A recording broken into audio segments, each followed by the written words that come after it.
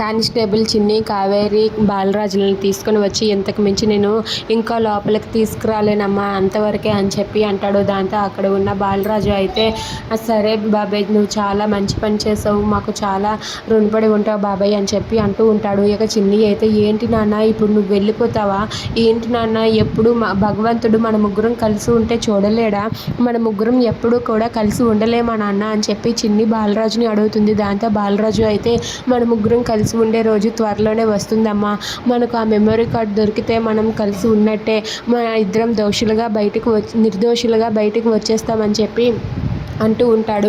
అది వినగానే అక్కడ ఉన్న చిన్ని అయితే మెమరీ కార్డ్ ఏంటి నాన్న అని చెప్పి అంటుంది.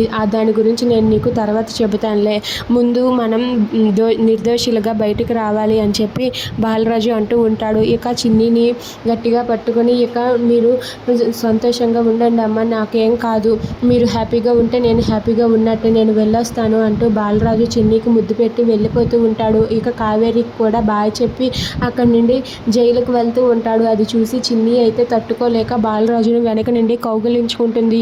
నాన్న నిన్ను వదిలి మేము ఉండలేము నాన్న, ప్లీజ్ నాన్న మాతో పాటు ఉండిపో నాన్న అంటూ చిన్ని బ్రతిమలాడుతూ ఉంటుంది. అయినా సరే బాలరాజు అక్కడి నుండి వెళ్ళిపోతాడు. Please subscribe.